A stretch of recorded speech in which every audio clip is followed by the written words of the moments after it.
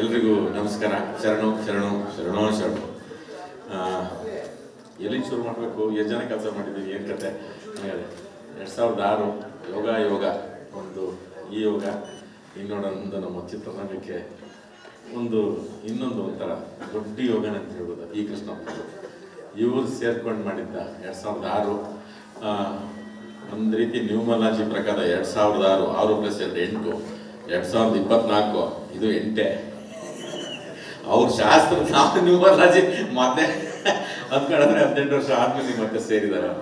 ಆವಾಗ ಚಿತ್ರರಂಗಕ್ಕೆ ಒಂದು ದಿಕ್ಕು ತೋರಿಸಿದ್ದು ಸಿನಿಮಾ ಮುಂಗಾರು ಮಳೆ. ಅದಾದ್ಮೇಲೆ ಮತ್ತೆ ನಿಮ್ಮ ಇಮಿಡಿಯೇಟು ಡಿಸೆಂಬರ್ 29 ಮುಂಗಾರು ಮಳೆ. ಅದಾದ್ಮೇಲೆ ಮತ್ತೆ ಇದೇ ತಂಡ ಕಂಟಿನ್ಯೂ ಆಗಿದ್ದು ದುನಿಯಾ. ಇದು ಒಂದು ಜರ್ನಿ ಅಂತ ನಾವು ಇದ್ರದ್ದು ತಗೊಂಡಾಗ ನನಗಿದು ಫಸ್ಟ್ ಕತೆ ಕೇಳಿದಾಗೆ ನನಗೆ ಭಯ ಆಯಿತು. ಇದ್ರದ್ದು ನಿಮ್ಮದು ಪೂರ್ತಿ ಟ್ರೈಬಲ್ಲಿಂಗ್ ಮಾಡಿದ್ದೀವಿ ಅಂತ. ಈಗ ರೋಡು ರಸ್ತೆ ನೈಸ್ ರೋಡ್ ಅಂತೆ, ಆ ರೋಡ್ ಈ ರೋಡು ಎಂಥದ್ದು ಬೆಂಗಳೂರು ಬರೀ ಉಳ್ಕೊಂಡು ಹೋಗಿದ್ದೆ. ಅದು ಕೂಸಿತ್ತು ಇದು ಕೂಸಿತ್ತು, ಹಂಗೋಯ್ತು ಹಿಂಗೋಯ್ತು, ಏನೇನೋ ಎಲ್ಲೆಲ್ಲ ಸುಮಾರು ಜನಗಳು ನಾಪತ್ತೆ, ಅದು ಊರೇ ನಾಪತ್ತೆ ಆಗೋದು. ಮಡಿಕೇರಿದು ಅದು ಇನ್ನೂ ಅವ್ರು ಹುಡುಕ್ತಾರೆ, ಅದು ಸ್ವಾಮಿಗಳವ್ರು ಯಾರು ದೇವಸ್ಥಾನದವ್ರು ಯಾರು ಸಿಕ್ಕಿಲ್ಲ ಅಂತ. ಈ ಥರದ್ದು ಎಲ್ಲ ನೋಡಿ ಒಂದು ರಿಯಲ್ ಎಲಿಮೆಂಟ್ನ ತಗೊಂಡು ಇದಕ್ಕೆ ಇದು ಹೇಳಿದ್ರು. ನನಗೆ ಭಟ್ರೆ ಇದು ಹೆಂಗಿದು ಭಾಷೆ ಕಮ್ಮಿ ಆಗುತ್ತೆ ಅಂದರೆ ಕಮ್ಮಿ ಆಗಬಾರ್ದಿದ್ದು, ಅರ್ಥ ಆದರೂ ಸಾಕಿದು ಅಂತ ಅಂದರು. ಆ ಒಂದು ಪ್ರಯತ್ನ ಮಾಡಿದ್ದೀವಿ ನಾವು. ಒಂದು ರೀತಿ ಸಾಹಸನೆ ಅಂತ ಅನ್ನಿಸ್ಬೇಕಿದು. ಯಾಕೆಂತಂದರೆ ಹಂಗೆ ಅಷ್ಟು ಜರ್ನಿ ಮಾಡಿದ್ರು. ನನಗೆ ಮೋಸ್ಟ್ಲಿ ಯಾರು ನಮ್ಮ ಅಸಿಸ್ಟೆಂಟ್ ಡೈರೆಕ್ಟ್ರು ಯಾರು ಪವನ್ನು, ನಮ್ಮ ವಿಜಯವ್ರ ಅಸೋಸಿಯೇಟು, ಮಿಕ್ದವ್ರು ಎಲ್ಲರಿಗೂ ನನ್ನ ಮಗಕ್ಕಿಂತ ಹೆಚ್ಚಾಗಿ ನಾನು ಗುಂಡಿನೇ ಹಾಕಿದ್ದೆ. ತೊಳ್ಳಿ ಅವ್ರು ನನಗೆ ಬರೀ ಬೆಟ್ಟಗಳೇ, ಬರೀ ಜಲಪಾತ. ನಾನು ಭಟ್ರೆ ಬನ್ನಿಸಿಕೊಂಡಿದ್ದೀರ ಇವಾಗ ಯಾಕೆ ಹಿಂಗಂತ ಬರೀ ಅವೇ. ಆ ಶನಿವಾರ ಸಂತೆ ಮೇಲ್ಗಡೆ ಅದೆಂಥದೋ ಗೋಪುರ, ಎಂಥ ಗೋಪುರನ ಅಯ್ಯೋಯ್ಯೋ ರಾಮಯ್ಯ ಸುಯ್ಯಂತ ಸಿಗಿ ಜೀಪು ಗೀಪು ಎಲ್ಲ ಹಿಂಗೆ ಬಂದಿದ್ದಾವೆ. ಇಲ್ಲಿ ಜೀಪುಗಳೆಲ್ಲ ಅಲ್ಲೋಗಿ ನಿಂತ್ಕೊಳ್ಳವು. ಇವರು ಯಾವ್ದಾರು ಹಿಡ್ಕೊಂಡು ನಿಂತ್ಕೊಳ್ಳಿದಂತ ಭಟ್ರು ನನಗೆ ಯಾವ್ದು ಹಿಡ್ಕೊಂಡು ನಿಂತ್ಕೊತಿರಲ್ಲ. ನಿಜವಾಗ್ಲೂ ನನಗೆ ಮುಂಗಾರು ಮಳೆ ಹೆಂಗೆ ಮಾಡಿದ್ರು ಅಂತ ಅನಿಸ್ಬಿಡ್ತು. ಆ ಥರದ್ದು ಇದೆಲ್ಲದಕ್ಕಿಂತ ಇನ್ನೂ ಒಂದು ಲೊಕೇಶನ್ ಅಂತಂದರೆ ಅದು ಬಾಂಬೆ ಕರ್ಕೊಂಡು ಹೋಗಿದ್ದು. ಎಂಥದಿಕ್ಕೂ ಅದು ಕೃಷ್ಣಪ್ಪವರು ಸೆಟ್ ಹಾಕಿದ್ದು ಅಂದ್ಕೊಂಡ್ರ ಅದನ್ನ ಕೋಟೆನ ಮರುಡ್ ಜನ್ಸಿ ಅದು ಬಿಡ್ಬೇಡ್ರಿ ಕಣ್ರಿ, ಹೋಗ್ರಿ ಹಿಡ್ಕೊಳ್ರಿ ಅಂತ ನೋಡಿದ ತಕ್ಷಣ ಸರ್ ನಿಜವಾಗ್ಲೂ ಅದು ಕೋಟೆ, ಅದು ಶಿವಾಜಿನೂ ಗೆದ್ದಿಲ್ಲ ಅಂತ ಹೇಳ್ತಾರೆ. ಅಲ್ಲಿ ಏನೋ ಹೇಳ್ತಾರೆ ಅವರು.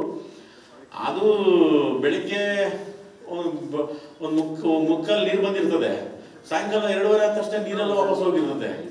ಆ ಮೊದಲನೇ ದಿನ ಹೋದ್ರೆ ನಮ್ಗೆ ಒಳಿಗೆ ಹೆಂಗ್ ಹೋಗೋದು ಅಂತ ನಮ್ಗೆ ಪ್ರಶ್ನೆ. ಒಳಗೆ ಹೋಗಕ್ ಆಗುತ್ತಾ ಇಲ್ವಾ ಅಂತ.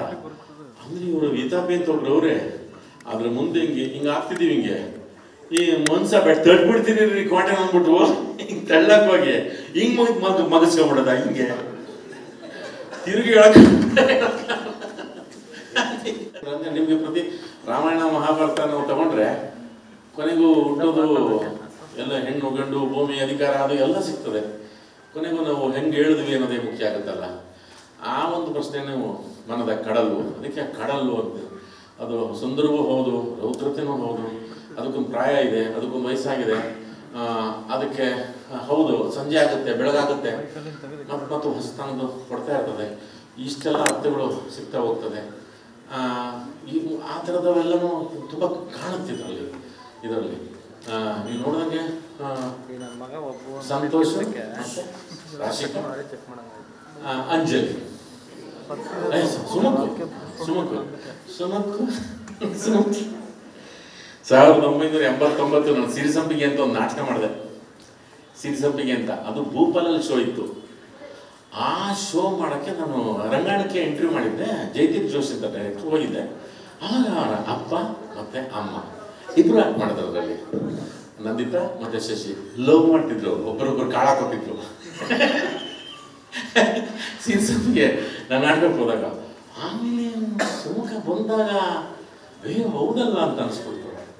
ಏನು ಮನೆ ಕಾಲ ಹಿಂಗೆ ಹೋಗ್ಬಿಡ್ತಲ್ಲ ಅಂತ.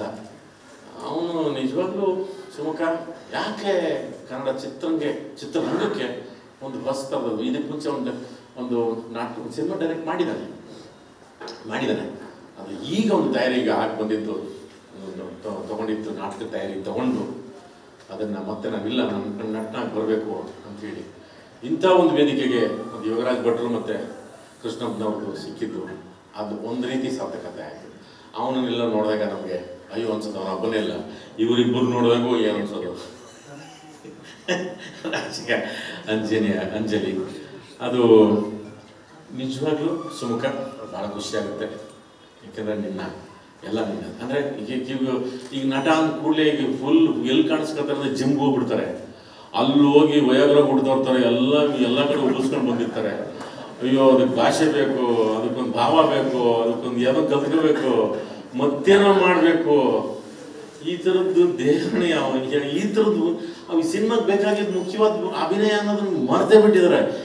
ಎಲ್ಲರೂ ಹಿಂಗೆ ಬರ್ತಾರೆ, ಢಬಾ ಢಬಾ ಹಿಂಗೆ ಬರ್ತಾರೆ. ಏನು ನಮ್ಗೆ ಅರ್ಥನೇ ಆಗ್ತಿಲ್ಲ. ಇವನು ಆ ಥರದ್ದು ಯಾವುದೂ ರೋಗ ಇಲ್ಲ, ಯಾವ ರೋಗನೂ ಇಲ್ಲ. ಕ್ಲೀನಾಗಿ ಅಷ್ಟು ಓದ್ಕೊಂಡಿದ್ದಾನೆ, ಅಷ್ಟು ಕೆಲಸ ಮಾಡಿದ್ದಾನೆ ನಾಟಕದಲ್ಲಿ. ಅದೆಲ್ಲ ನಿಜವಾಗ್ಲೂ ಕನ್ನಡ ಚಿತ್ರರಂಗಕ್ಕೆ ನಿಜವಾಗ್ಲೂ ಕೃಷ್ಣಪ್ಪನವ್ರು ಅವಾಗ 2006ರಲ್ಲಿ ಸ್ಟಿಲ್ ಗಣಪ ಇನ್ನೂ ಸೆಂಚುರಿಗಳು, ಸಿಲ್ವರ್ ಜುಬ್ಗಳು ಹೊಡಿತಾನೆ ಇದ್ದಾರೆ. ನೀನು ಅದೇ ಥರ ಇವ್ರು ಅಂಥ ಕೈ ಇವ್ರು ಹಣೆ ಬರ ಬರೋದು ಸರಿ, ಸಾಮಾನ್ಯಕ್ಕೆ ಬರೋದು 50 ವರ್ಷಕ್ಕೆ ಬರೀತಾರೆ ಇವರಿಬ್ರು ಬರೆದ್ರೆ. ಮಳೆ ಗಾಳಿ ಬಿಸಿಲು ಎಲ್ಲನೂ ಅಮ್ಮ ನಿಮಗೂ ಬರೀತಾರಮ್ಮ, ನಿಮಗೂ ಬರ್ದವ್ರೆ, ಹಿಂಗೆ ಏನಾರು ಮಾಡ್ಕೋಬೇಡಿ. ಆ ಥರದ್ದಾಗುತ್ತೆ ನಿಜವಾಗ್ಲೂ.